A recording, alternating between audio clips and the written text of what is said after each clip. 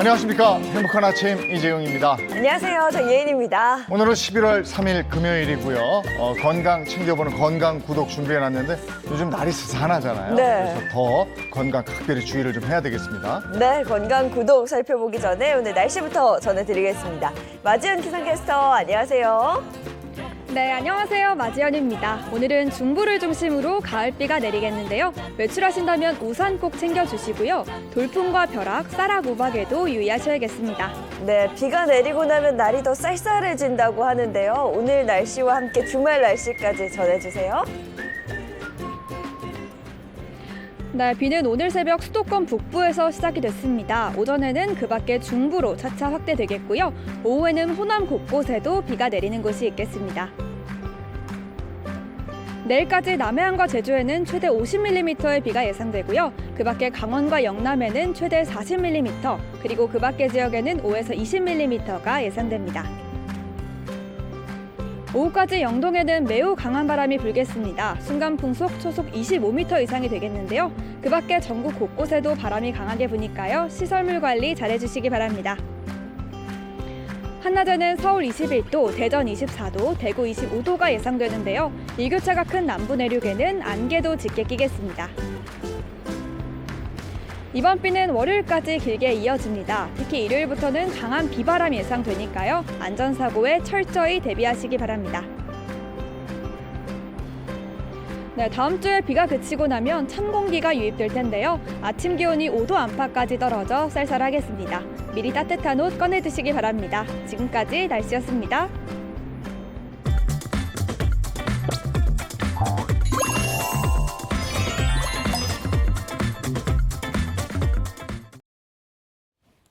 네, 화제 이슈를 발빠르게 전해드리는 모닝 브리핑 순서입니다. 이고은 변호사와 함께합니다. 어서 오세요. 안녕하세요. 안녕하세요. 네, 첫 번째 이슈부터 전해주시죠.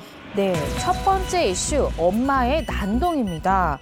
자신의 아들이 학교폭력 가해자로 지목되니까요. 수업 중이던 교실로 찾아와서 교사의 목을 조르고 욕설을 한 혐의로 재판에 넘겨진 30대 학부모에게 검찰이 실형을 구형했다라는 소식입니다. 네, 학부모가 수업 중인 교실에 들어와서 교사에게 위해를 가했습니다. 대체 무슨 일이 있었던 걸까요? 그러니까 이런 일이 있나 싶은데요. 네. 학부모인 30대 A씨가요. 지난 2021년 11월 자신의 아들이 재학 중인 인천의 한 초등학교에 난입을 했습니다. 당시 A씨는 자신의 아들이 이제 학교폭력 가해자로 학폭위로 회부됐다라는 통보를 받고 격분해서 일행인 남성 2명과 함께 학교에 찾아갔다고 하는데요.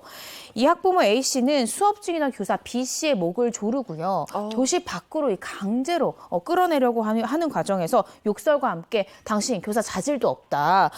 교육청에 신고해서 옷을 벗게 할 것이다. 라는 등의 욕설까지 한 것으로 네. 이렇게 조사가 됐습니다. 근데 당시에 수업 중이었거든요. 수업 중이라는 건 학생들이 다 있었다는 건데 네. 그 장면을 다 목격했다는 거잖아요. 네, 그렇습니다. 아이들이 얼마나 충격을 받았을지 당시의 학부모는요.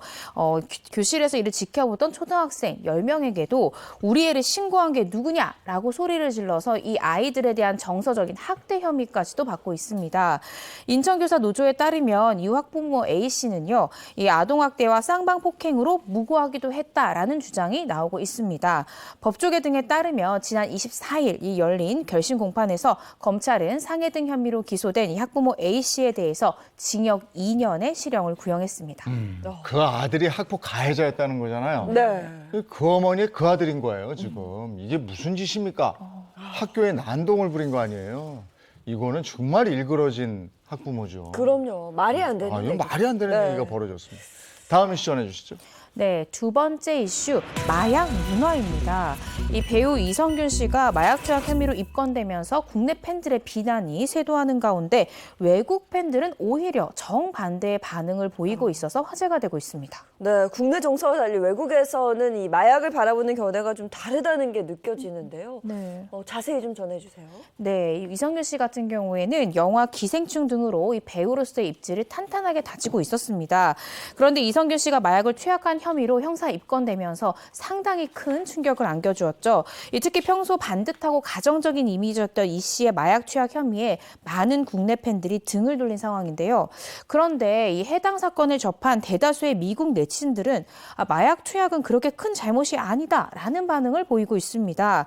그러면서 그들은 이 미국에서는 대수롭게 여겨지지 않는 이 마약이 한국에서는 이 유명인의 커리어를 끝낼 정도로 엄중하게 받아들여진다라면서 이 씨를 측은하게 여기는 여론과 함께 이성균은 할리우드로 거주지를 옮겨라. 이거는 말도 안 되는 일이다. 이렇게 꼬집기도 했습니다. 그 참 한국에는 한국 정서가 있는 건데. 그럼요. 네. 그러니까 한국에서의 마약 문화에 대해서 꼬집었다?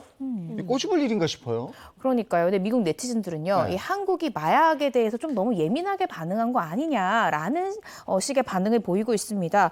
한국 사회 마약 관련한 이 문화가 뒤떨어진다라는 주장까지도 나오고 있는데요. 미국 네티즌들의 반응을 살펴보면 이 한국인들은 마약에 대한 반감이 심하다. 한국인들은 이 법적으로 마약이 허가되는 국가에서 투약하더라도 이제 내국인이라는 이유로 법정에 처벌을 받는다라고 설명하거나 다른 나라에 비해서 이 한국의 좀 관대한 음주 문화를 꼬집으면서 마약에는 엄격한 한국인들을 비웃는 그런 글까지도 발견되고 있습니다. 네, 국내 마약 문제가 점점 심각해지고 있는데 네. 저는 마약 관련 문화가 마약이 문화인가? 이런 생각을 하게 됐거든요. 네. 아직은 우리 정서 그래요. 이거는 꼬집을 일인가? 이런 생각이 드네요. 자, 다음 미션 해주시죠. 네, 세 번째 이슈는요. 거스름돈 팁입니다.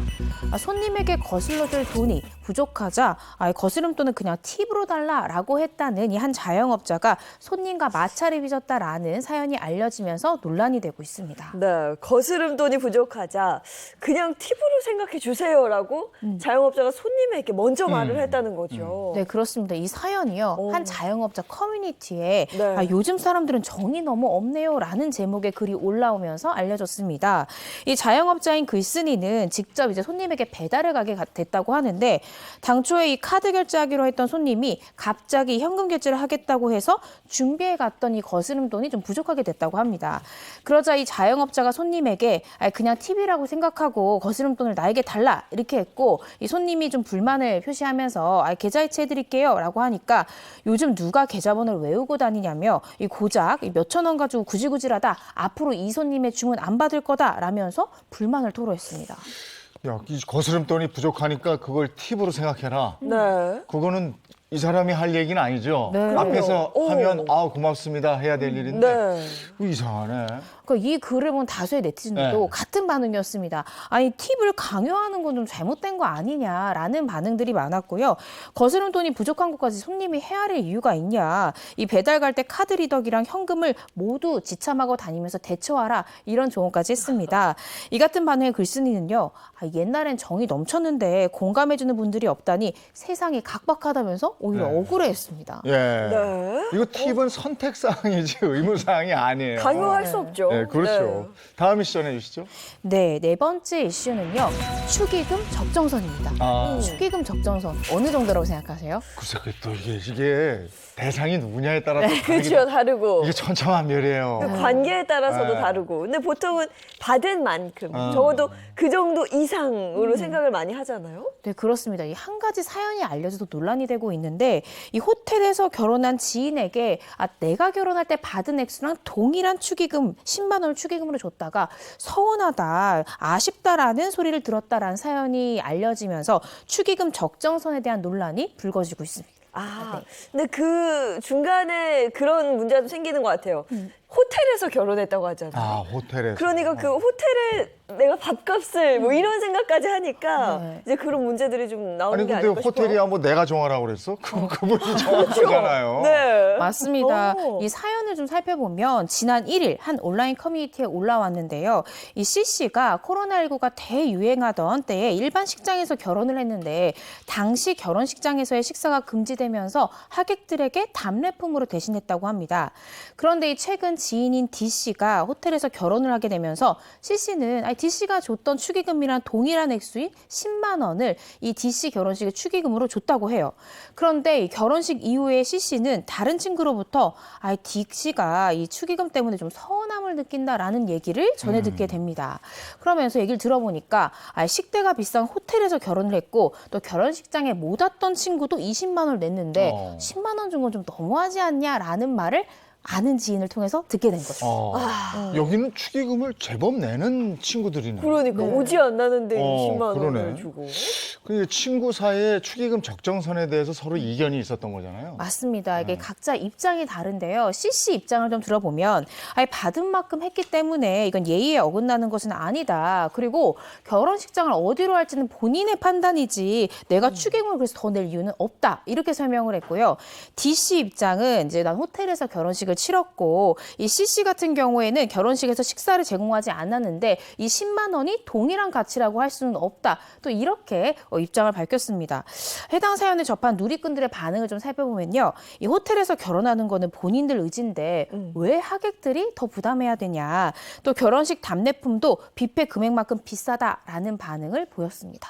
근데 사실 이제 호텔에서 결혼하는데 네. 10만 원 내면서 두 부부의 아이 둘까지 데려가서 이렇게 네. 먹고 그러면 좀 그래요. 그거는 좀 그럴 수 네. 있겠네요. 네. 이런 경우는 자, 모닝 브리핑 여기까지 하겠습니다. 오늘 이고은 변호사와 함께했습니다. 고맙습니다. 고맙습니다.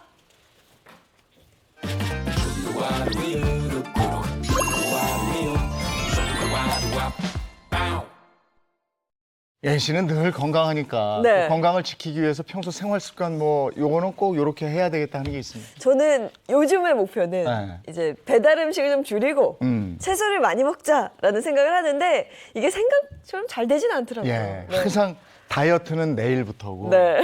내 건강을 위한 습관도 내일부터잖아요. 그럼요. 근데 그것도 나쁘지 않대요. 하버드 대학의 프랭크 후 교수가 긍정적인 생활 습관 변화는 언제 해도 늦지 않다. 오. 이렇게 되어 있습니다. 네. 그러니까 내일 하셔도 돼요. 근데 당장 하는 게 제일 좋죠. 그쵸. 자, 그와 관련해서 보겠습니다. 닥터 하우스입니다. 내 몸을 위한 건강 노하우 닥터하우스에서 전해드릴게요. 안녕하세요. MC 정수입니다. 안녕하세요. 마취통증학과 전문의 황인성입니다. 이정수님, 올해 혹시 나이가 어떻게 되세요? 제가 이제 79년생이니까 44살이죠. 검색했을 때 데뷔 년도가 2002년도셔가지고 좀 더 나이가 드셨을 줄 알았는데 역시 엄청 젊으시네요. 저 뭐 아직 뭐 쇠도 씹어 먹을 나이죠. 아주 튼튼합니다. 하지만 건강에 있어서만큼은 나이가 없다는 거 아시죠? 그래서 오늘의 주제는 젊다고 방심하지 마. 경추 추간판 탈출증입니다. 이거 약간 낯선데요. 경추 추간판 탈출증이 뭔가요? 척추가 여러 개의 뼈로 연결되어 있는 거 아시죠? 네. 그 척추의 뼈와 뼈 사이에서 몸의 충격을 흡수하고 완충하는 게 추간판, 일명 디스크입니다. 스프링처럼 충격을 완화하고 척추 뼈들끼리 부딪히지 않도록 보호하는 부위로 대부분이 수분 성분인 수액과 이 수액을 둘러싸고 있는 섬유륜으로 구성이 되는데요. 그런데 나이가 들면 수액의 수분 함량이 줄어들어서 탄력성이 떨어지고 나쁜 자세나 사고 등으로 인해서 외부 자극이 가해지면서 디스크가 밀려나게 되는데 이것이 이 질환의 원인이 되는 거죠. 그럼 이거 목 디스크 아닌가요?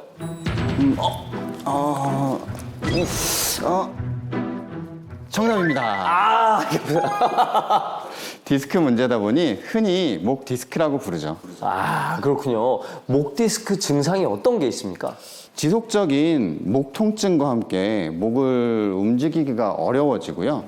목 또는 어깨, 팔, 그다음 손까지 저린 증상이 쭉 뻗어나가면서 힘이 빠지고 마비 증상이 생깁니다. 그리고 손을 사용한 세밀한 작업, 이를테면 젓가락을 쓰거나 단추를 잠그거나 하는 등의 어려움이 생기고 보행 장애, 극히 심할 때는 나타납니다. 보행 장애까지요? 목 디스크 심각하네요. 우리 허 PD도 작살나. 실제로 건강보험심사평가원 통계에 따르면 목 디스크로 병원을 찾은 사람은 거의 매년 100만 명에 가까웠고 앞으로도 계속해서 늘어날 것으로 보입니다.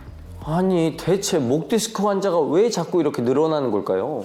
목 디스크는 물론 노화나 사고 때문에 생기는 경우도 있지만 잘못된 생활 습관이 주요 원인으로 지적되고 있습니다. 특히 스마트폰이나 PC 사용량이 늘어남에 따라 청소년을 포함한 젊은 층마저도 크게 늘고 있어요. 아 그래서 젊은 층이라고 방심하지 말라고 하셨던 거군요. 그렇습니다. 아 저도 얘기를 듣고 보니까 저도 목 디스크가 약간 의심되는데 이게 어떻게 제가 스스로 추정할 수 있는 방법이 있습니까? 물론입니다. 목을 위에서 이렇게 옆으로 이렇게 지그시 눌렀을 때 네. 갑자기 저린 느낌이 등 쪽으로나 아니면 팔 쪽으로 전기 흐르는 느낌이 생기면 그게 목 디스크일 위험이 굉장히 큽니다. 이게 이렇게 하다가 이렇게 오면 뭐 근육통일 수도 있지 않나요? 근육통은 근데 이 부분의 근육들을 눌렀을 때 통증이 생깁니다. 근데 목 디스크는 근육을 눌러도 아프진 않아요.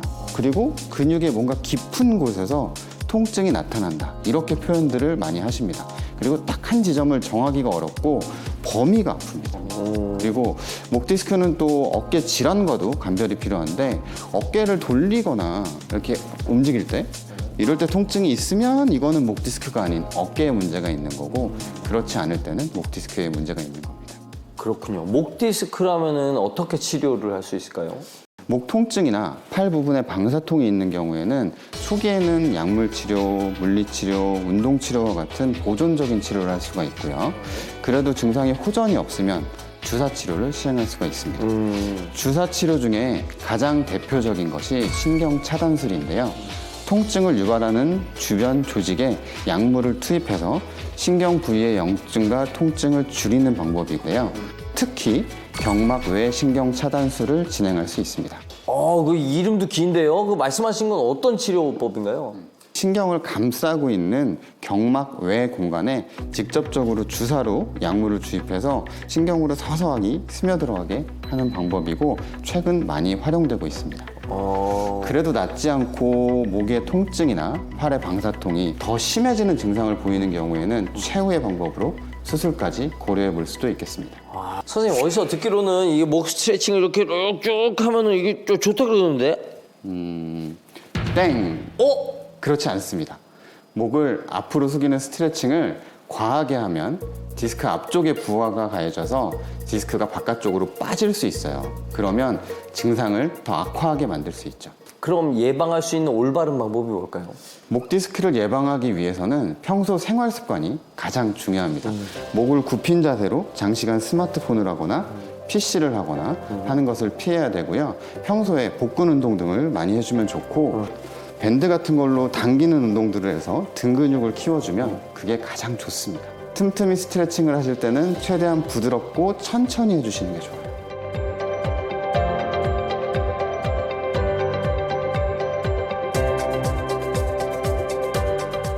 우리 젊다고 방심하면 안 될 것 같습니다.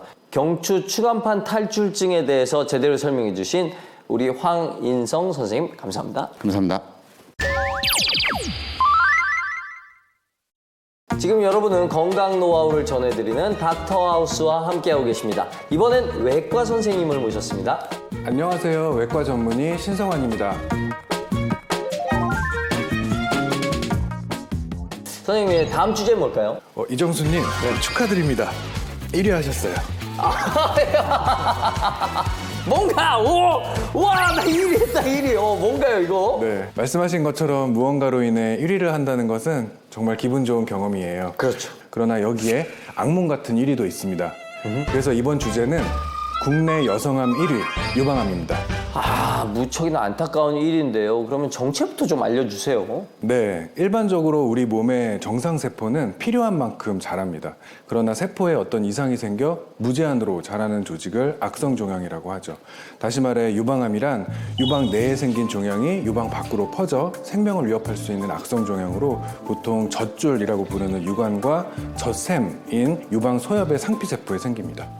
세포에 어떤 이상이 생긴다고 하셨잖아요. 도대체 왜 그런 이상이 생기는 겁니까? 유방암의 원인으로는 유전과 여성 호르몬인 에스트로겐의 이상, 방사선 노출과 알코올 섭취, 흡연, 과한 환경 호르몬 노출 등이 고려되고 있고요. 무엇보다 환경적인 요인이 크게 작용합니다. 특히 서구화된 식습관과 비만, 초경이 빨라지고 첫 아이 출산 연령이 느려지는 등 한국 여성들은 지난 수십 년간 엄청난 변화를 겪고 있으니까요. 이런 요인들이 결국 한국 여성들의 유방암 발병에 기여하고 있는 거죠. 그렇습니다. 어떤 질병이든지 뭐 마찬가지겠지만 그래도 암은 많이 좀 슬픈 일이잖아요. 네, 아무래도 그렇습니다. 더군다나 유방암 환자는 여성의 상징인 유방을 잃는다는 상실감 때문에 극심한 스트레스는 물론 우울증을 겪는 경우도 있습니다. 조사에 따르면 유방암 환자 10명 중 1명은 우울증을 겪는다고도 해요. 그런데 여성암 1위라는 거는 정말 어마어마한 인원에 해당되는 건가요? 그렇습니다. 2018년 국가암등록 통계에 따르면 여성암 1위가 유방암이었으며 2020년 국가암등록 통계에선 국내 새로 발병한 여성 유방암 환자 수가 무려 24,806명에 달했고요. 전체 여성암 중 21.1%를 차지했습니다. 진료 인원을 보면 지난 2017년 20만 6,308명에서 2021년 26만 9,313명으로 4년 만에 6만 명이 넘는 인원이 늘어난 거죠. 하지만 앞으로도 유방암을 유발하는 환경적 요인에 계속 노출될 테니 유방암 환자 수는 지속해서 늘어나겠죠. 이건 증상을 아는 게 무척이나 중요할 것 같습니다. 유방암이 있을 때는 어떤 증상들이 나타나나요? 우선 멍울이 느껴질 수 있습니다. 유방결절이라고도 해요. 섬유선종이나 유방염 등의 단순한 유방질환일 때도 생기지만 악성 질환인 유방암일 때도 나타나요. 그러니까 겨드랑이나 유방에 딱딱한 멍울이 느껴지거나 피가 섞인 유두 분비물이 나타나거나 피부 변화, 유두 함몰 등의 증상이 나타나면 유방암을 의심해 볼 수 있습니다.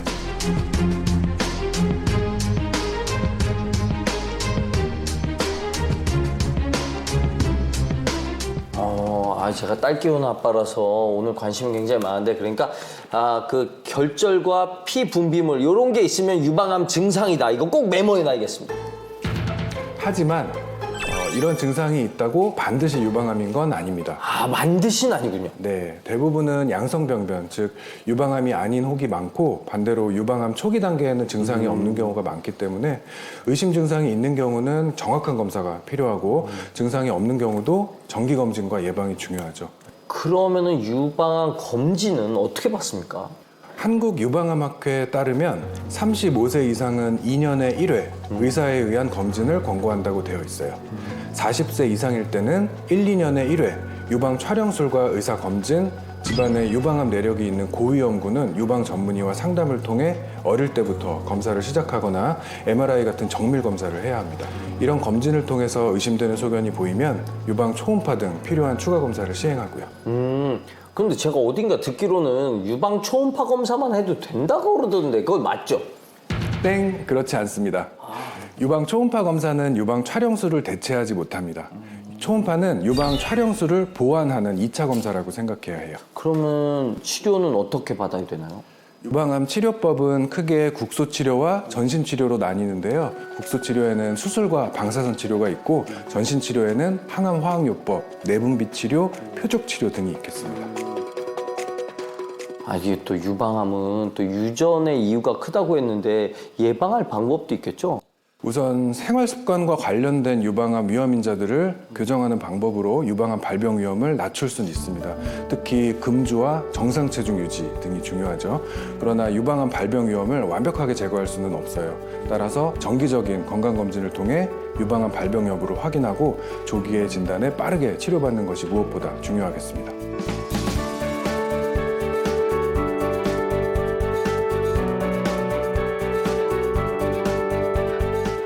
네, 국내 여성암 1위 유방암에 대해서 잘 알려주신 신성환 선생님 감사합니다. 고맙습니다. 다음 이 시간에도 알찬 정보로 다시 돌아오도록 하겠습니다. 닥터하우스 MC 이정수였습니다.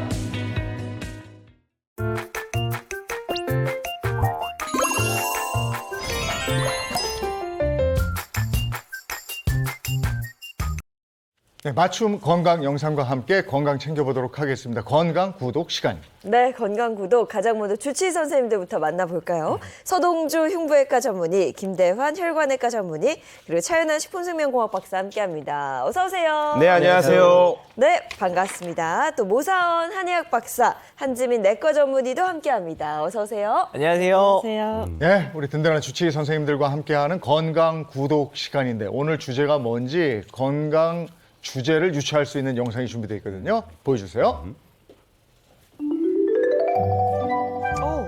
내 몸속의 관. 관.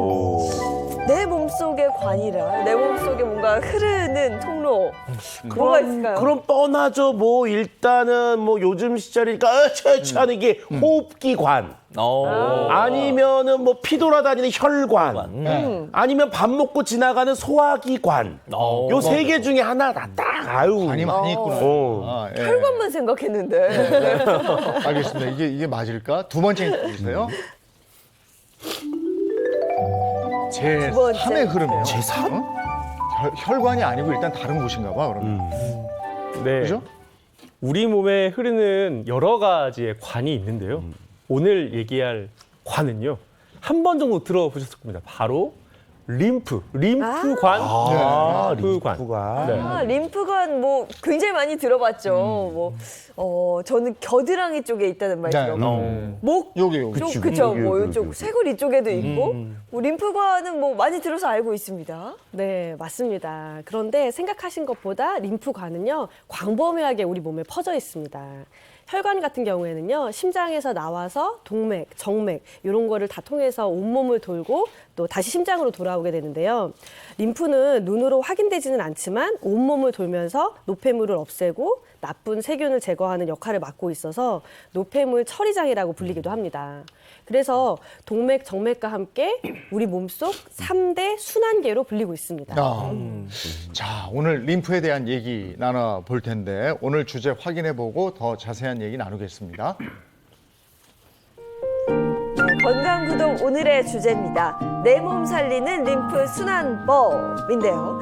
내 몸을 살릴 정도라고 하니까 뭔가 비장함이 느껴지기도 합니다. 그만큼 림프 순환이 중요하다는 얘기겠죠. 네, 그렇습니다. 그만큼 사실은 혈관에 우리가 동맥, 정맥의 이 혈액순환뿐만 아니라 림프순환도 중요하다는 의미인데요. 우리 몸에는요, 혈관과 이 림프관이 그물처럼 이렇게 얼기설기 엉켜 있습니다. 그만큼 연결이 되어 있다는 말인데요. 신체는 이 혈관과 림프관을 통해서 영양분과 노폐물을 수송하게 되고요. 특히 동맥은 심장에서 뿜어 올린 이 혈액을 온몸으로 보내주는 이 상수도 역할을 한다고 하면 정맥은 이런 사실 산소가 이제 다 빠져나온 이런 혈액들을 다시 심장으로 보내주는 하수도 역할을 하게 됩니다. 그렇다 그러면 이 림프계는요, 조직 속에 있는 노폐물이나 뭐 지방 찌꺼기들을 우리 몸에서 제거해주는 이 청소부 역할을 한다라고 보시면 될 것 같습니다. 그래서 아까 림프관을 노폐물 처리장 이렇게 표현을 하셨는데 그 처리장이 잘 가동돼야 우리 몸에 노폐물이 샥 빠져나가겠어요. 네, 맞습니다. 대부분이 림프하면 노폐물 처리장이다. 이 정도는 알고 계신데요. 또 이 림프가 모이는 곳들이 있어요. 아까 우리 장혜남 선생님이 말씀해 주신 것처럼 겨드랑이, 쇄골, 사타구니 이 부위들인데 이곳들을 우리가 림프샘이라고 하고요. 여기가 바로 그 노폐물 처리장이 되는 겁니다. 근데 림프 순환이 좋지 못해서 이 노폐물들이 잘 빠져나가지 못하게 되면 결국 그 부분이 심하게 붓거나 거기가 살이 될 수도 있기 때문에 우리가 이게 아주 중요하게 생각을 해줘야 되는 부분들입니다. 아니 지금 뭐 일단 설명을 들으니까 얼핏 알 건 같은데 전문가인 제가 들어도 지금 보세요. 방금 봐봐요. 림프계, 림프샘, 림프관, 뭐 림프액. 뭐 이 말이 너무 복잡해요 이거. 어려워요. 한번 간단하게 좀 정리를 하고 시작을 한번 해보겠습니다. 이제 림프 순환을 담당하는 게 림프계입니다. 이 림프 순환을 통칭하는 말이죠. 림프계 안에는 림프액이 돌아요. 림프액, 액체인데요. 고분자 단백질이 들어있고 주로 우리 몸에 있는 면역세포라든지 일종의 그 노폐물이나 찌꺼기 그리고 외부 물질이 들 때 싸워지는 그런 면역세포들이 많이 좀 들어있는 곳이 림프액입니다. 이게 흘러요. 그래서 이게 흐르는 관이 림프관입니다. 근데 흐르다가 어디선가 만납니다. 그래서 만나는 곳이 림프샘. 혹시 임파선이라는 얘기 한 번 좀 들어보시죠. 임파선. 나 임파선 입었어. 그게 림프샘입니다. 같은 한자 표현인데요. 그리고 요게 모인 곳이 주로 목, 그리고 겨드랑이나 이 서해부 사타구니라고 그러죠. 요게 이제 림프샘이 모여 있는 곳, 요거를 통칭하는 게 림프계 되겠습니다. 야, 설명 들어도 어렵네요, 이게. 또 궁금한 게 있어요. 우리가 일반적으로 혈관은 뭐 심장에서 뭐 좌심방, 좌심실에가 우심실 해가지고 뭐 이렇게 혈관 정맥 뭐 이렇게 알겠는데 림프도 흐른다면서요. 이건 어떻게 흐르는 거예요, 그러면? 네, 우리가 있잖아요. 그 림프계랑 혈액계는 거의 비슷하게 가기는 하는데 조금 다르기는 합니다. 근데 혈액에 이제 혈액이 흘러다니면서 거기 안에 있는 뭐 바이러스라든지 세균이라든지 오염된 이런 물질들이요. 그 아래에 있는 림프관 쪽으로 이동을 또 하게 되는데요. 그런 과정에서 림프액을 타고 하게 되고 그 림프액들이 모여서 림프관으로 가게 되고 그 림프관이 흘러서 림프절들에 가게 되고 그 림프절들에서 또 흘러서 이 쇄골하 정맥으로 와가지고 다시 심장으로 합류를 하게 됩니다. 한마디로 혈액에서 나와서 그러니까 나쁜 아이들을 잡아가지고 나와서 림프계로 갔다가 다시 혈액계로 가는 거죠. 네. 그런데 이렇게 림프관 안에서 왔다 갔다 하면서 그 안에 있는 이제 대식세포들 이런 세포들이 이런 이제 세균이나 이런데 감염된 세포들을 잡아먹게 되고 또 림프절 안에 각종 퍼져 있는 뭐 쇄골하 아니면 뭐 귀 뒤 겨드랑이 이런 데 있는 그런 림프절에서는요 킬러 T셀이라고 그래서 이런 면역계 세포들이 또 이런 세균에 감염된 것들 바이러스에 감염된 것들을 직접적으로 공격을 또 해서 또 그거를 또 잡아먹기도 합니다. 네. 그래서 이렇게 림프액이 이렇게 흘러와가지고 우리의 면역계를 하는데요. 그렇기 때문에 림프액이 깨끗하게 유지가 잘 되지가 않거나 정체가 되거나 그러면 우리 몸에 문제가 생길 수도 있는 거죠. 제가 림프를 잘 몰랐네요. 저는 미용 쪽으로만 사실 생각을 해서 림프 마사지를 잘 해줘야 뭐 살도 빠지고 네. 뭐 이런 쪽만 생각을 했었거든요. 근데 이게 면역과도 관계가 있다면서요? 네, 그렇습니다. 이게 림프의 중요 기능 중 하나가 바로 이 면역 기능인데요. 우리가 면역은 보통은 이제 두 가지로 나눌 수가 있어요. 이게 태어날 때부터 가지고 있는 선천 면역과 이게 뭐 질병에 걸리거나 혹은 예방 접종을 통해서 이제 생기게 되는 이 후천 면역이 있게 되는데요. 보통 이제 선천 면역 같은 경우는 이제 신체에 침입자, 우리 뭐가 문제가 생기는 물질이 들어오게 되면 즉각적인 반응이 생기게 됩니다. 그리고 지속 시간이 근데 짧고 이게 포괄적인 병원체에 대해서만 처리하는 게 특징이고요. 이 후천 면역 같은 경우는 병원체가 몸 안에 이렇게 들어오게 되면 우리 몸에 있는 기억세포가 활성화되면서 강력한 면역 반응을 일으키게 되죠. 이때 후천 면역을 수행하는 세포가 바로 이 림프계에 있는 이 백혈구라고 보시면 됩니다. 아니 뭐 일단은 대충 알겠는 게 림프 순환이 잘 안 되면은 면역력이 떨어진다.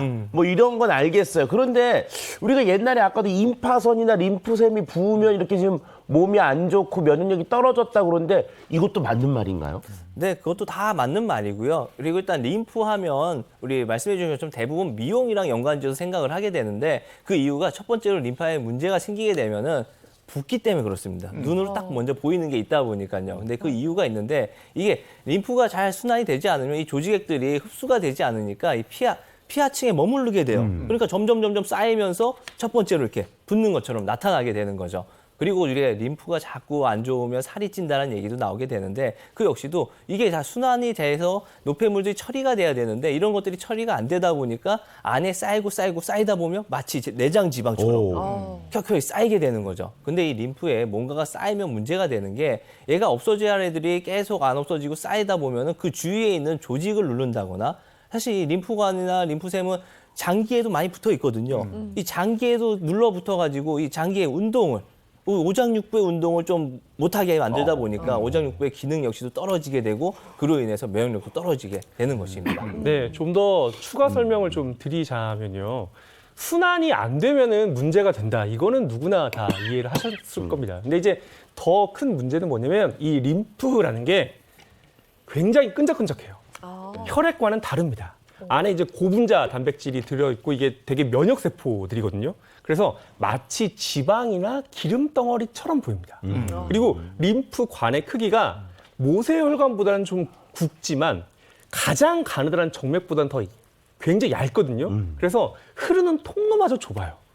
그리고 중간에 펌프질 해주는 구조도 없습니다. 그러니까 순환에 굉장히 취약할 수밖에 없다. 왜냐? 그 안에 끈적한 액체가 흐르고 그 관이 작고 그리고 그걸 움직이는 주변 조직이 없어서 순환에 장애가 좀 올 수밖에 없는데 이게 장기 주변에 고이게 되면 예를 들어 위장관 질환의 원인이 될 수도 있고 지금 화면에서 보시는 것처럼 림프관과 혈관의 순환에도 영향을 주기 때문에 속된 말로 우리 몸에 노폐물이 좀 쌓인다. 이렇게 이해를 하시는 게 좋겠습니다. 아니 지금 말씀들을 들어보니까 림프 관리가 건강에 미치는 영향이 이렇게 큰데 네. 림프관 자체가 굉장히 가늘고 이걸 어떻게 관리하라는 얘기인가 싶거든요. 네. 이거 어떻게 관리해야 됩니까?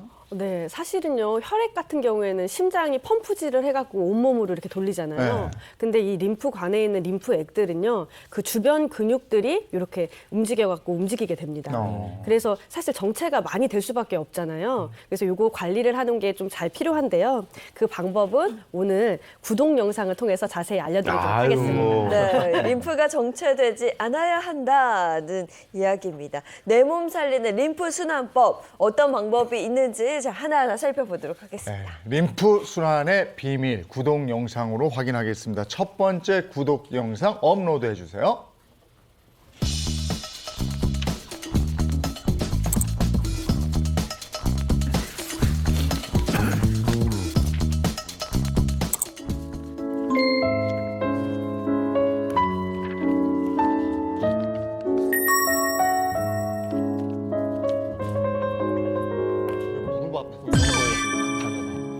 부었어. 다리가 뭐 전혀 다른데. 와. 림프 부종 저 얘긴 들어봤어요. 저게 심하면 실은 코끼리 다리처럼 되기도 합니다. 림프 야. 부종 저도 들어보긴 했는데 지금 영상 보면서 깜짝 놀란 게 저 정도일 줄은 몰랐어요. 저는. 오른쪽이 많이 부었네. 그냥 그러니까 한쪽만. 살짝 붓는다. 이렇게만 생각을 했었거든요. 네, 근데 실제로 림프 부종이 심하신 분들을 보게 되면요, 이게 삶의 질이 굉장히 떨어집니다. 걷는 것도 불편해지거든요. 그리고 림프 부종이 생기는 이유가 림프관이 직접적으로 손상되면서 이런 주변 조직에 우리가 이제 말씀드렸던 끈적끈적한 이런 단백질 성분들이 빠져나오면서 우리 피부 밑에 우리 조직이 이제 사실 축적되면서 이제 발생하게 되는데 이게 이제 지속되게 되면 이게 물처럼 뭐 사실 흡수가 잘 되지 않기 때문에 팔다리에 이런 사실 계속 쌓이게 됩니다. 이러면서 부종이 생기게 되고 이로 인해서 만성 염증이 생기게 되면서 사실 이제 조금 이제 치료가 힘든 과정 그리고 삶의 질을 많이 떨어뜨리게 되는 거죠. 야, 근데 아까 화면에도 보니까 오른쪽 다리만 뭐 이만하잖아요, 이게. 확실히 이게 림프 부종이 생기면 통증도 좀 굉장히 심할 것 같은데, 맞죠? 딱 보기만 해서는 통증이 되게 심할 것 같은데 사실 뭐 어떤 손상, 염증으로 인해서 오는 이런 부종이라고 그러면 통증을 동반을 하지만 림프에 문제가 생긴 부종은요, 통증을 동반하진 않습니다.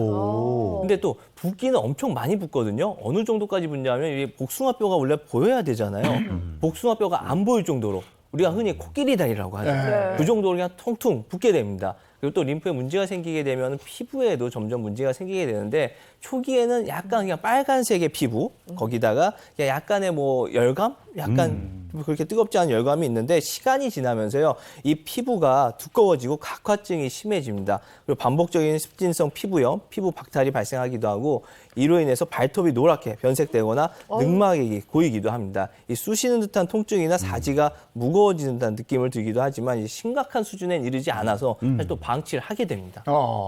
그럼 림프 부종은 어떤 경우에 발생하게 되는 거예요? 네, 림프 부종은요, 발생 원인에 따라 크게 한 3가지 정도로 나눠볼 수가 있는데요. 첫 번째는 선천성입니다. 그래서 선천성으로 생기는 경우도 있고, 두 번째는 조발성입니다. 조발성은 30대나 청소년기 여성에게 많이 생기는데요. 2차적으로 림프관이 폐쇄되는 경우에 많이 생기게 됩니다. 그리고 속발성이 마지막인데요. 이 속발성 림프 부종은 기생충 감염이나 어떤 감염에 의해서 이 림프관이 감염이 됐을 때 생기게 됩니다.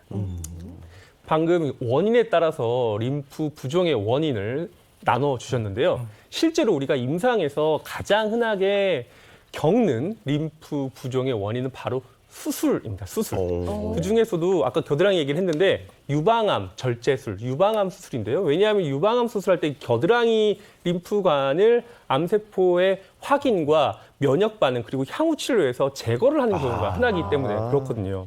실제로 유방암 수술을 받은 분들 중에 대부분은 미세한 림프 부종을 겪고 10에서 20%의 환자분들은 일상생활에 불편을 줄 정도의 부종을 겪는다고 알려져 있습니다. 그뿐 아니라 근골격계, 육종이라고 알려지는 이런 암종 같은 경우에 허벅지, 사타구니에 생기는 것들이 있는데요. 이런 것들은 수술로 인해서 혹은 추가적인 항암이나 방사선 치료에 의해서도 림프된 손상에 의한 림프성 부종의 대표적인 원인으로 지목되고 있습니다.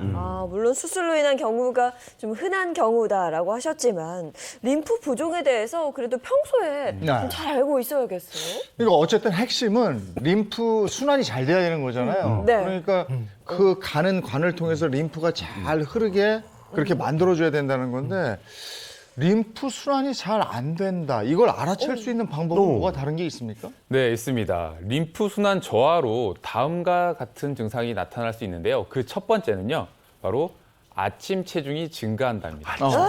아침 체중이? 아니 아침 체중이 증가한다. 체중은 같아야죠. 이게 아침에 증가하는 아니 거. 우리가 아침은 공복이니까 오히려 빠져 있어요. 그러니까. 그렇죠. 일반적으로는 빠져 있는 게 정상이죠. 일반적으로 우리가 림프 순환이 원활한 분들을 보시게 되면요. 사실 아침 공복 시에 전날 밤의 체중보다 뭐 많게는 한 2kg까지도 빠지시는 경우들이 많습니다. 그러다 이제 식사를 하고 활동을 하게 되면 체중이 다시 늘었다가 또 아침에는 빠지는 게 일상적인데요. 그런데 문제는 림프 순환 능력이 떨어지게 되면 수분 대사가 안 되고 수분이 계속 쌓이다 보니까 아침이 되어도 전날과 같은 몸무게를 유지한다든지 혹은 몸무게가 느는 경우들이 있습니다. 그러니까 이제 아침에 좀 쪘다가 이제 활동하면서 좀 줄었다가 정상을 찾는 건데, 근데 만약에 그러면 올라갔다가 안 빠지면 그냥 그대로 유지되는 이게 그럼? 너무 무서운 네, 얘기인데. 맞아요. 이렇게 체중이 계속 이렇게 쪘다가 다시 빠지고 이게 반복되는 게 아니라 계속 그게 단계적으로 쌓이게 되면은 어쩔 수 없이 체중은 늘게 됩니다. 그러면 우리가 아무리 운동을 많이 하고 또 아무리 이제 소식을 하고 한다고 하더라도 결과적으로는 계속 붓게 되고 지방이 쌓이게 되고 그런 체질이 되기가 쉬운 거죠. 사실 체중은 살이 쪘나 안 쪘나 가끔 이렇게 한 번씩 올라가 보게 맞아요. 되거든요. 네. 근데 이걸 아침 저녁으로 매일 올라가야 된다는 거예요. 그리고 살이 쪘다는 확신이 딱 들게 되면 제일 먼저 치우는 게 체중계입니다. 운동을 좀 시작하면 가장 먼저 올라가 보는 게 체중계인데 아 우리가 이거 아침 저녁으로 재볼 생각을 못했던 것 같아요. 재면서 내 림프는 어떤지 림프 순환 저하 시에 오는 신호를 알아차리는 게 중요할 것 같습니다. 네, 림프 순환에 이제 문제가 생기고 이제 저하가 됐을 때 나타날 수 있는 그 두 번째 증상은요. 겨드랑이와 사타구니 부위의 통증입니다. 우리가 림프샘 얘기하면서 이게 모여 있는 것들이 다 뭐 겨드랑이다, 사타구니다 이렇게 말씀을 드렸는데요. 특히 우리 겨드랑이 같은 경우엔 한자를 봐보면요, 이게 우리가 이 부분을 액이라고 표현을 하거든요. 겨드랑이, 액. 저 액자를 봐보시면 저 육달월변에 밤 야자가 붙었잖아요. 하필 왜 저렇게 됐을까? 의역을 한번 한의학적으로 만약에 풀어본다 그러면. 밤에 이 부위에서 뭔가가 많이 일어난다는 얘기거든요. 그걸 또 억지로 한번 좀 끼워 맞춰본다 그러면 밤에 노폐물의 분비가 여기서 많이 일어난다. 땀이 많이 나게 되잖아요. 그럼 우리가 여기를 통해서 우리 사기가 나간다 얘기를 하거든요. 그게 요즘으로 치면 많이 노폐물도 독소들이 배출이 된다는 얘기입니다. 우리 말 나온 김에 네. 다 같이 한번 아침에 좀 웃기긴 하지만 겨드랑이 한번 이렇게 한번 눌러볼까요? 겨드랑이를 자기 겨드랑이 한번 이렇게 살짝 림프샘에 문제가 있는지 없는지 바로 좀 알아봐 드릴게요. 아우 축축한데. 축축하다. 네. 축축하다 하나 나왔고요. 네. 시원한데요? 시원한 느낌이요? 네. 저도 좀 시원하네요. 시원하기만 해요. 네. 좀 해줍니다. 일단 우리 가족들은 아픈 사람 없잖아요. 네. 일단 림프 순환은 다들 잘 되고 있는 것 같습니다. 근데 아까 전에 약간 축축하다는 얘기 나왔었잖아요. 겨드랑이 쪽이 많이 축축하다, 몸이 많이 허해진 겁니다. 그리고 림프샘에 이제 문제가 생겼을 때 이게 여기에 독소가 계속 쌓이다 보니까요. 염증이 일어나게 됩니다. 만성 염증 증상들이 나타나게 되니까 여기 좀 눌렀다? 내가 통증이 있다? 그럼 순환이 잘 안 되는구나. 운동도 좀 열심히 챙겨서 해주시고 그런 식으로 좀 챙겨주시면 좋을 것 같습니다. 네. 그러면 그 림프 순환을 위한 마사지법을 좀 배워보면 좋을 것 같아요. 방금 축축하시고 배워야 될 것 같아요. 이재용 아나운서랑 김대환 선생님이랑 해서 한번 배워볼까요? 네. 나와야 앞으로 됩니까? 네, 한번 나가서 앞에서 한번 함께 배워볼게요. 진행해 보시죠. 야, 축축해. 아유. 이 방송을 보시는 우리 시청자 여러분이 쉽게 따라할 수 있게 운동을 두 가지를 준비를 했는데요. 하나는 앉아서 하는 것과 하나는 이제 서서 하는 두 가지 운동을 좀 준비를 한번 해봤습니다. 앉아서 함께 진행을 한번 해보시겠어요? 그래요? 아유. 이 여성분들이 팔뚝살 굉장히 관심 많으시죠? 네. 이 겨드랑이 순환이 이 팔뚝의 붓기를 빼주는 데 도움을 줄 수 있기 때문에 한번 따라해 보시는 게 좋겠습니다. 자, 첫 번째 운동은요. 골프공. 집에 골프공 있는 분도 있고 없는 분도 있긴 하겠지만 일단 어느 정도는 요즘에 이제 대중화됐으니까 있다고 생각을 하고 이 골프공 두 개를 겨드랑이 한번 껴보겠습니다. 한번 껴보실까요? 옆에 준비했으니까. 주세요. 네, 이거. 주셔야지 이거를. 제가 너무 이기적이었네요. 네. 저희 집만 있는 줄 알고. 자, 겨드랑이를 이렇게 끼워서 위쪽 팔, 우리가 상완이라고 그러죠. 위쪽 팔은 고정을 시키고 그냥 90도로 팔꿈치를 만든 다음에 좌우로 이렇게 쭉쭉 움직이면 이 골프공이 겨드랑이를 자극하면서 어떤 느낌이 좀 드시나요? 일단 아프지는 않은데요? 그래, 저도 아픈데? 아프세요? 아, 역시 오. 축축하신 우리 박박사님은 이 순환이 좀 필요합니다. 진짜 그런가 봐. 이거. 한 2, 아파, 30회 이거. 정도 하다가 오. 요렇게 이제 이 상완 이두근 이거. 운동하는 것처럼 운동을 하면서 겨드랑이의 자극이 느껴지실 겁니다. 생각보다 겨드랑이의 자극이 좀 느껴지지 않으시나요? 아, 느껴져요. 이게? 느껴져요. 그렇죠. 네. 자극 있어요. 근데 이게 되게 중요한 부분이 여기에 있습니다. 자, 한번 골프공은 끝났고요. 골프공 내려놓으시고 왜 이 갑자기 자극 얘기를 드렸냐면요. 자, 집에 이제 밥그릇 없는 분은 없으실 겁니다. 자, 이제 밥그릇 하나 챙기셔가지고 한쪽 팔을 반대편 귀 혹은 머리 위에 이렇게 한번 올려놔 보세요. 그러면 내려놓고요. 겨드랑이가 일반적으로 생리학적으로 살짝 들어가 있습니다. 다 들어가 있지. 옷 때문에 안 보이지만 누구나 좀 들어가 있어요. 그런데 들어가 있는 와중에 동산처럼 살짝 올라와 있는 부분이 만져지실 겁니다. 요 부분에 이 밥그릇 뒤편을 대고 이렇게 자극을 해야 되는데 이렇게. 이게 세면 안 돼요. 요 얘기를 드리고 싶은 거예요. 네. 아까 림프액은 천천히 흐른다고 말씀드렸고 강한 자극에 오히려 순환이 안 되거든요. 안에 그 관이 작으니까. 그래서 천천히 넓게 하면서 겨드랑이 쪽에서 조금 가슴 쪽으로 이렇게 순환을 조금 해주시면 어떤 느낌이 좀 드시는지. 시원해요. 좀 시원하죠. 네. 전 이것도 좀 아파요. 근데 이게 살살 해야지. 아까 말씀드렸지만 절대로 집에서 하실 때 이거는 이게 근육이나 이 스트레칭을 위한 게 아니고 림프 순환을 돕기 위한 운동이라서 살살 천천히 해주시는 게 좋습니다. 겨드랑이 림프 순환 방법을 한번 해봤고요. 이번엔 일어나서 한번 해보실까요? 오, 야. 근데 시원한데 이거? 네. 이것도?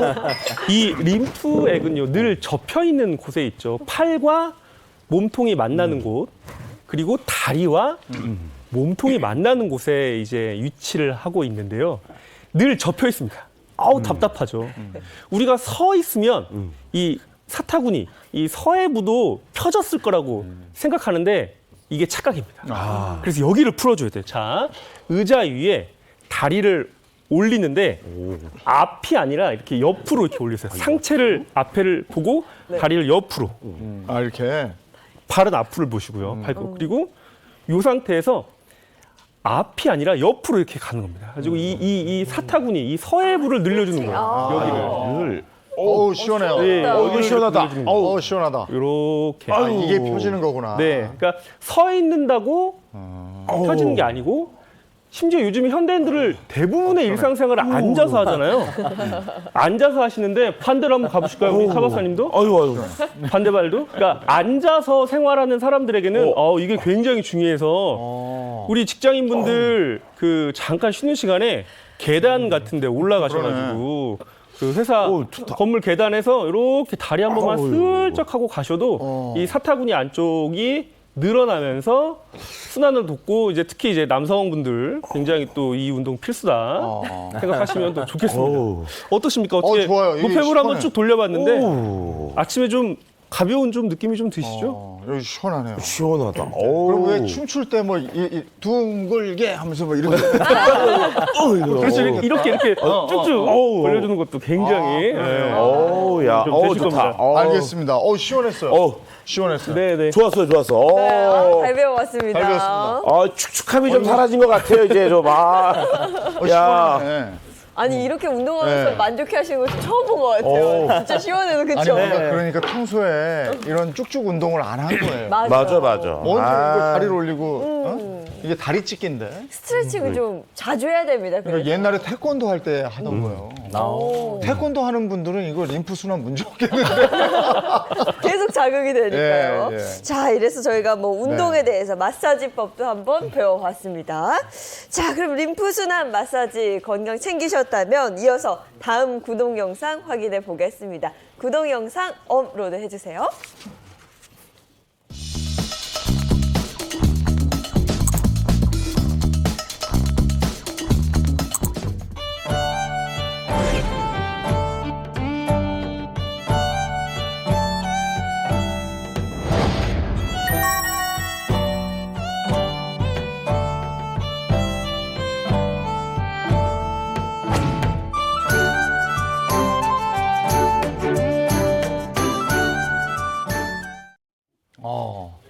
이 화면 나간 거 보니까 림프 순환을 돕는 곡물이 있다는 거네요. 그렇죠. 곡물이 있다. 그쵸. 딱 보니까 이제 사진을 보면 좀 알겠어요, 저는. 예, 림프 순환을 돕는 슈퍼 곡물, 바로 율무 열매의 껍질을 벗긴 알이라는 의미의 율무입니다. 율무는 제가 굉장히 좋아했죠. 율무차. 아우. 추운 날 많이 마셨어요. 네, 맞죠? 맞습니다. 우리 조상님들은요, 이 율무를요, 마치 쌀과 보리처럼 우리 곡식 대용으로도 많이 사용을 했었다고 합니다. 그 이유가 가능했던 게 이 율무는요, 우리 뭐 쌀과 같은 벽과에 속하고요. 그리고 동의보감, 본초 강목에서 살펴보면요, 율무는요, 각종 뭐 풍이나 스부로 인한 것들, 그리고 몸이 막 오그라들고 근육 경련에 많이 사용을 했다고 그래서 사실 우리가 약용으로서 더욱더 많이 사용했던 게 바로 이 율무입니다. 율무가 벽과라고 그러니까 곡식 곡물이라고 지금 말씀을 하셨는데 차과 아닙니까? 차과? 이거 율무는 차로 하시는 그렇죠. 우리 차로 많이 마셨으니까. 네. 네, 그래서 오늘은 림프 순환을 돕는 그런 율무 레시피를 제가 소개를 드리려고 하는데요. 율무 속의 성분부터 먼저 제가 효능을 알려드리도록 하겠습니다. 그래서 먼저 알리신이라는 그런 성분이 율무 안에 들어있거든요. 그런데 요거는 피를 맑게 해주고 혈전이 생기는 거를 막아줍니다. 그리고 또 율무에 루테인 성분이 있는데요. 이 루테인 성분은 폴리페놀 성분으로 몸속의 활성산소를 제거해서 항산화 물질로 알려져 있습니다. 특히 율무는요, 무엇보다도 이 습을, 우리 몸에 있는 습을 많이 날려준다라고 그래서 한의학에서는 이수 삼습약에 속해 있고요. 우리 동의보감에서도 보면 습이나 풍으로 인해 생긴 모든 질병을 낫게 한다. 그리고 우리 장경학 선생님이 쓰신 경학전서에 보면은 율무가 습을 제거하고 이수작용에 능하다라고 나와 있을 정도로 우리 율무는 우리 몸에 들어와서 우리 몸 안에 있는 습을 제거해주는 역할을 톡톡히 해내고 있습니다. 네, 림프 순환을 도와줄 율무 레시피. 아직까지는 율무차밖에 생각이 안 나서 한번 배워보도록 하겠습니다. 네, 그렇죠. 우리가 이제 율무 하면은 율무차가 주로 생각이 나잖아요. 그래서 그 율무차, 시중에 판매되는 율무차 안에 그 율무가 함량이 얼마나 들어있는지를 한번 봤는데요. 한 1%에서 3% 사이였습니다. 네? 율무차인데? 네. 아니 율무차에 율무가 1에서 3%면 그럼 나머지는 모르죠. 네, 우리 식품의 원재료를 표시할 때 규정상 많이 사용된 순서대로 나열하게 되어 있는데요. 이 한 제품의 원재료명 및 함량 부분을 살펴봤습니다.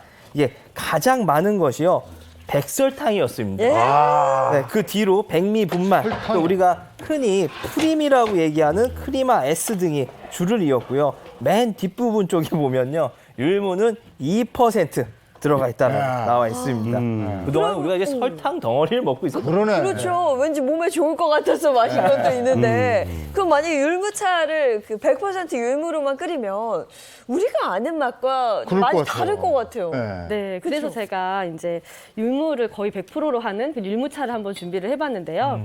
먼저 여기 보시면 이게 이제 볶음 율무입니다.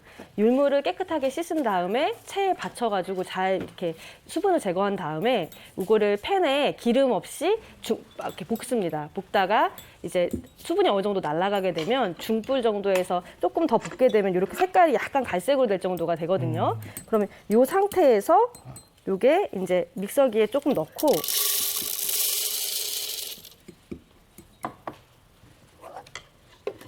이렇게 해서 이렇게 갈아주시면 됩니다. 그래서 제가 간 것도 준비를 했는데요. 이렇게 곱게 갈아주시면 여기다가 한 2스푼 정도 율무를 갈은 율무를 두 스푼 정도 넣고 그리고 기호에 따라서 우리가 꿀이나 이런 거 있잖아요. 네. 달달한 것들을 조금 넣어주고요. 아, 그래 다행히 꿀이 좀 들어가네. 안 들어가면 어쩌나 했는데. 그리고 물을 한 80mg 정도 이 정도 넣고 이제 잘 섞어서 율무가 밑에 가라앉으니까 잘 먹을 때마다 저어서. 잘 섞어서 이제 드시면 됩니다. 야. 여기 앞에 앞에 있어서? 준비해 주신 거죠? 네. 그 율무 100% 율무차입니다. 괜찮은데? 100%. 이거 옛날에 먹던 그 맛인데? 진한 숭늉 먹는 것 같은 느낌. 네? 근데 여기다 달달한 건 뭘 넣으신 거죠? 꿀 넣으신 거예요? 꿀이죠. 네.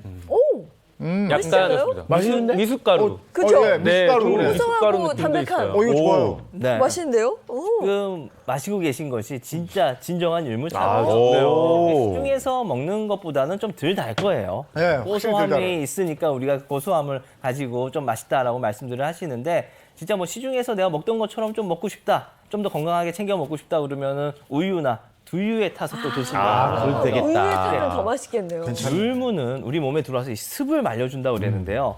그냥 따뜻하게 날려버리는 게 아니라요. 차가운 성질을 이용해서 확 그냥 다운을 시켜버리는 겁니다. 그렇기 때문에 평소 내가 좀 냉한 체질이거나 설사를 많이 하시는 분들이다. 그러면은 한지민 원장님이 어떻게 아셨는지 모르겠는데 우리 한의학에서 포제약으로 설사를 하는 사람들은 율무를 볶아서 먹여라 라는 내용이 본표학 교과서에 실려 있거든요. 그러니까 볶아서 먹는다 그러면 이런 것들을 좀 예방을 해줄 수가 있고요. 또 하나 먹는 것도 귀찮다.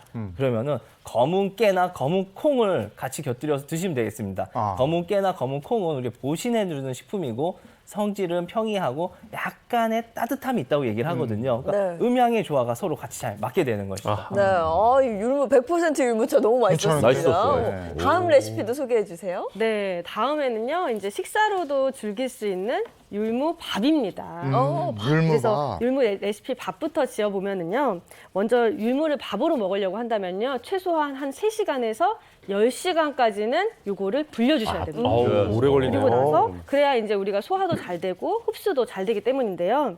이때 이제 또 쌀과 율무의 그 비율도 중요하게 됩니다. 네. 한 3대 1에서 그 정도가 적당한데 만약에 처음 드시는 분이라고 한다면 5대 1 정도로 해서 밥을 지어서 드시면 되겠습니다. 네. 밥은 그렇게 지으면 되고 밥에 있으면 곁들일 반찬이 또 좀 필요할 텐데요. 네, 밥만 있으면 아쉽잖아요. 그래서 반찬을 준비해봤는데요. 우리 몸에 이 노폐물을 제거해 줄 수 있고 또 림프 순환에 도움이 되는 율무를 이용한 반찬, 율무전을 한번 준비해봤습니다. 오, 율무전. 네, 준비해야 될 것들은요. 일단 두부를 준비해 주시고요. 율무 준비해 주시고 계란. 이러면 다 끝났습니다. 일단 한 두부 반모 정도를 이 볼에다가 넣어 주시고 그리고 아까 갈아 놓은 우리 율무 가루가 있잖아요. 네. 율무 가루는 내기 전에 반드시 좀 볶아서 해야 된다라는 거. 요거 좀 명심해 주시면 좋을 것 같고요. 사실 여기 밥 숟가락으로 3숟가락이거든요. 정량을 한다고 그러면 한 45g 정도 됩니다. 밥 숟가락으로 3스푼 정도 넣어주시고 거기다가 계란 2개, 달걀 2개도 넣어주시면 되겠습니다. 아유, 좋네요. 간단하네요. 간단해요. 왠지 건강식인 것 같아요. 네. 건강식인데 맛까지 있습니다. 고소한 맛까지 있어요. 그리고선 요거 잘 이렇게 버무려 주시면 됩니다. 네. 이렇게. 근데 율무차 마셔보니까 굉장히 맛 자체가 고소하고 거부감이 전혀 없어요. 맞아요. 맛있어요. 네. 거기다가 두부랑 달걀, 단백질까지 들어갔으니 그러니까요. 탄수화물과 단백질의 적절한 비율이 되겠죠. 네. 이런 식으로 좀 잘 버무려 주시고 집안에선 요즘 요거 이렇게 으깨는 거 있잖아요. 있어요. 네. 그걸 이용해 주시면은 좀 더 편안하게 만드실 수가 있을 겁니다. 이렇게 하고 원장님께서 잠깐만 좀 네. 버무려 주십시오. 네. 네. 그리고 나선 뭐 우리 설날이나 추석도 아닌데 또 전 부치고 저렇게 하면 모든 맛있어요. 팬케이크 같은 느낌이 좀 들어요. 그러게요. 제가 이게 계란 2개가 약간 좀 많았었던 것 같아요. 오. 좀 더 질어야 되는데 약간 묵네요. 네. 저게 단백질이 굉장히 풍부하게 들어있기 때문에 성장기 아이들한테도 굉장히 네. 좋은 음식이 될 것 아이들이 같습니다. 먹기에도 좋죠. 네. 그리고 사실 이렇게는 우리 방송상 편안하게 준비를 한 거고요. 여기에 조금 더 내가 또 건강을 생각한다 그러면 집안에 각종 야채들, 채소들 많이 있잖아요. 가진 채소들 뭐 다져가지고 같이 넣어주시고 이게 약간 좀 느끼할 수도 있는데 그럼 느끼함이 싫다, 좀 더 편안하게 먹고 싶다 그러면 청양고추를 좀 넣어주시면 되겠습니다. 그리고 이렇게 해서 사실 제가 전 부치는데 자신이 없어요. 방송 또 시간 관계상 만들어 온 게 앞에 있거든요. 네네. 네. 밥과 함께 준비되어 있네요. 네. 이거 밥도 율무밥이죠? 율무 넣고 밥하면 되는 거지 이건. 전 맛이 어떨지. 전 맛있다. 맛있다. 약간 녹두전 느낌이에요. 그렇죠? 독주의 느낌이에요. 네, 또 율무는요, 우리가 이게 이제 포만감이 좋기 때문에 다이어트에도 도움이 당연히 될 수가 있습니다. 근데 우리가 임산부들 있잖아요. 임산부들은 이런 율무를 또 너무 많이 섭취를 하게 되면 자궁의 수축이 일어나는 경우가 있으니까 그거는 주의를 해야 됩니다. 그리고 밥도 옥수수 알맹이처럼 이렇게 딱딱 톡톡 씹히는 맛이 너무 좋은데요? 터지는 맛이 있어서 맛있네요. 그리고 청양고추나 이런 고추 넣는 거 적극 추천. 훨씬 맛있어. 아, 너무 맛있습니다. 그리고 그래서 밥이야 떡이야. 해놓은 좀 됐대요. 고맙습니다. 고맙습니다. 다음 구독 영상 보겠습니다.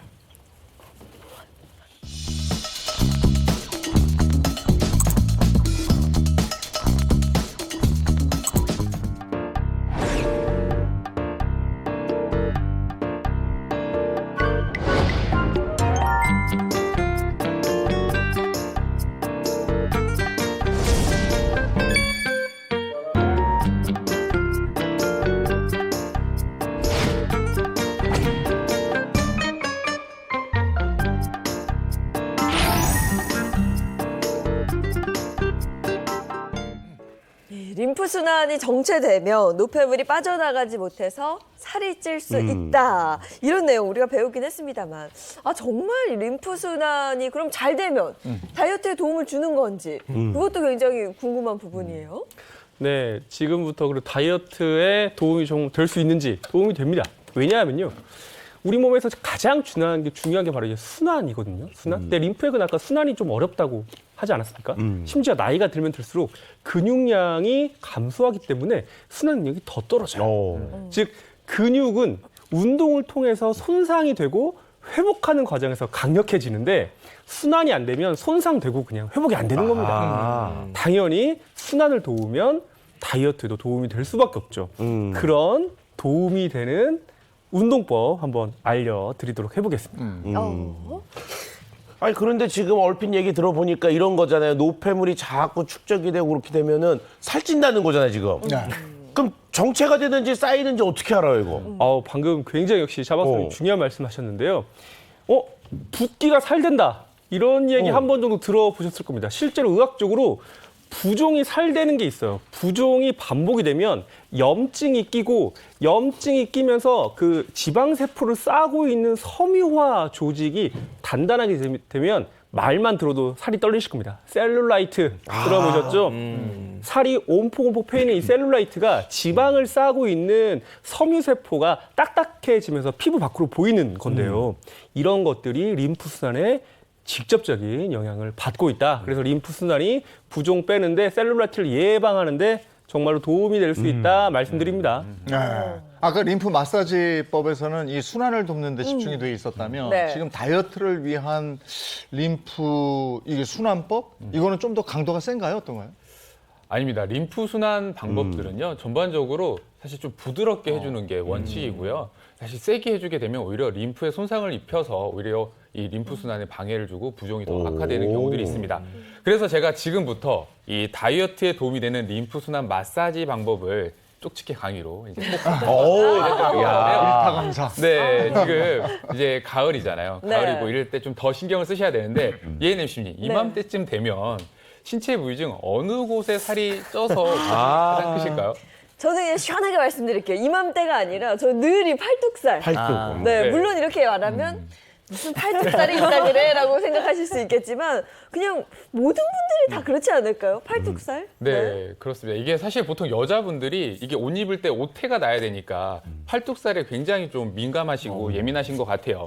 그럴 때는 이 좋은 방법이 있는데요. 바로 어깨 쪽에 있는 이 삼각근을 조금 풀어주시는 게 필요합니다. 삼각근? 네, 남자분들은 이게 사레레라고 하죠. 이게 사실 삼각근을 좀 발달시키려고 열심히 노력하시는데 여자분들 같은 경우는 이게 삼각근이 너무 크거나 부어 있게 되면 이게 살이 있게 되면 옷태가 안 삽니다. 그렇기 때문에 틈틈이 이 삼각근을 풀어주실 필요가 있는데요. 삼각근은 어깨 가장 바깥쪽에 있는 요 근육인데요. 이쪽에 사실 림프가 좀 제대로 흐르지 못하고 그렇게 되면 여기에 부종이 생기게 되고 이게 사실 살로 이어지는 경우들이 많기 때문에 이 부분을 자주 풀어주시면 좋을 것 같습니다. 네. 방법은 굉장히 간단한데요. 저희가 이제 어깨에서 팔꿈치가 있다고 하면 팔꿈치가 있으면 위에 3분의 1 지점이 보통 이제 삼각근이라고 생각하시면 됩니다.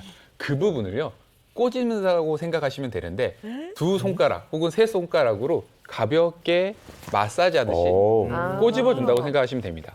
그런데 너무 세게 하지 마시고요. 네. 틈틈이 부드럽게 지금 네 어떻게든 이제 빼야 된다고 맞아요. 생각하고 네. 뭐 복부나 이런 데를 꼬집고 비트시는 분들이 계시는데요. 오히려 그렇게 해주면 림프 순환에 오히려 악영향을 미칠 수 있기 때문에 부드럽게 틈틈이 이렇게 골고루 잡아당긴다는 느낌으로 30초씩 한번 좌우로 해보시면 좋을 것 같습니다. 네. 근데 제가 지금 마사지하다 딱 든 생각이 있는데 그 겨울철에 도톰한 니트 많이 입잖아요. 그때 이 어깨깡이라 들어보셨어요? 어깨깡패. 어깨깡패 되게 쉬워요. 오. 그렇죠. 이게 사실 그렇기 때문에 틈틈이 이게 모든 분들이 여자분들이 특히나 이제 그렇기 때문에 이 어깨 쪽에 있는 이 팔뚝살에 대해서 더 예민하신 것 같아요. 그리고 이게 옷을 입을 때 옷태를 또 유지하는 이제 중요한 포인트가 있죠. 바로 이게 가녀린 사실 어깨선 그리고 목선입니다. 목선. 네, 그럴 때는요. 우리가 목비끈을 좀 풀어주시는 게 필요한데요. 목을 보통 이게 좌우로 돌려보시면 여기에 만져지는 근육이 있어요. 이쪽에 길다란 이게 쇄골까지 연결되어 여기. 있는 근육이 있거든요.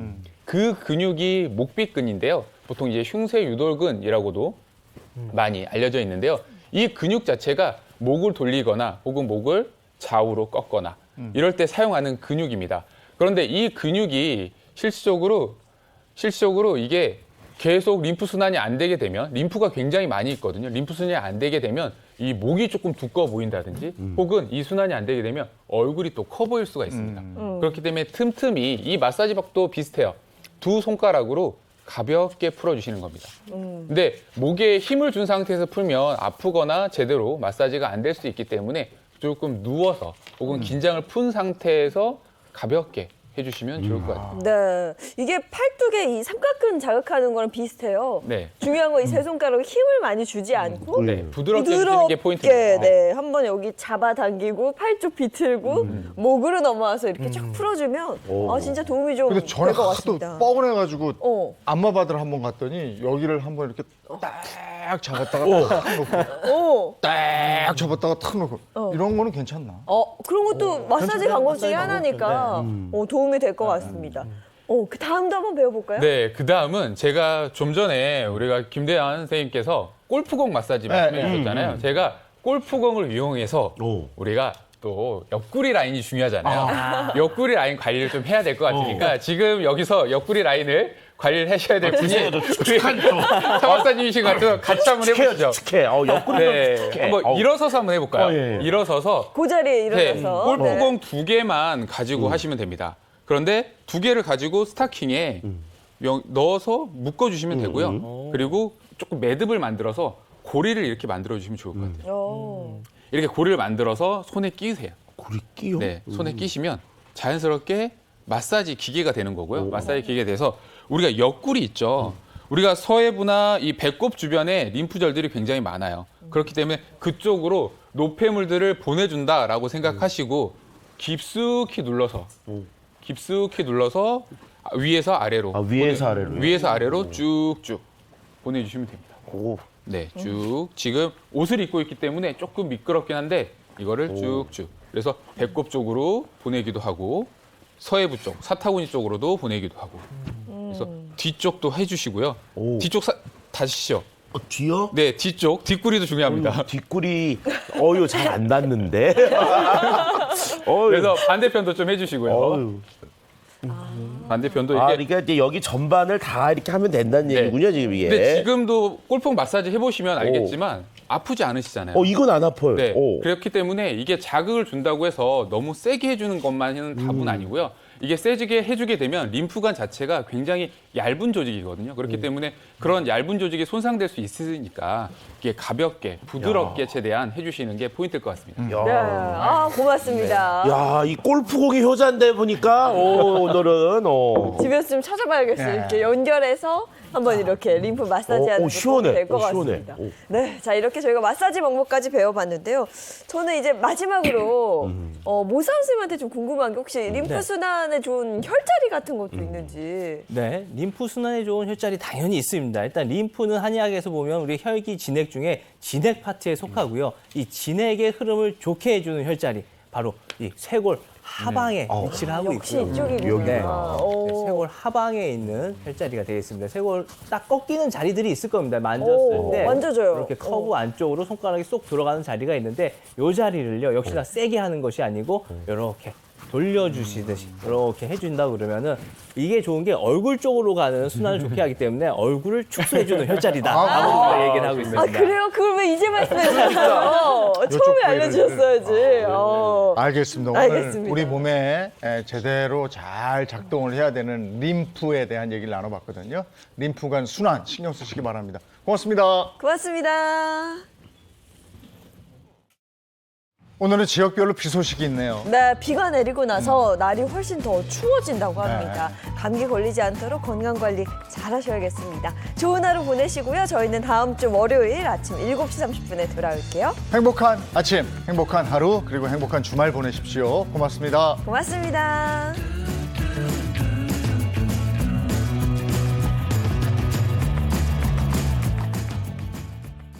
채널 A